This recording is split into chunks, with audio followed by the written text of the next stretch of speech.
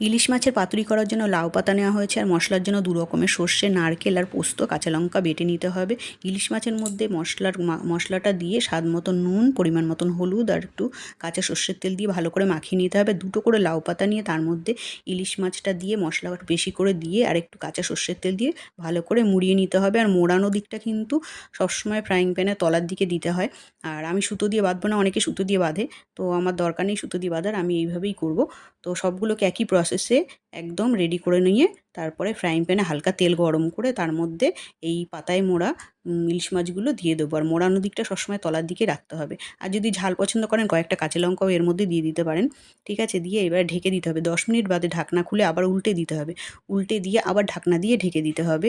তারপরে আবার 10 মিনিট বাদে ঢাকনা খুলে এবার নামিয়ে নিন, আর গরম গরম ভাতের সঙ্গে খাবেন, দারুণ স্বাদের লাগবে। এইভাবে ইলিশ পাতুরি কিন্তু খুবই ভালো লাগে।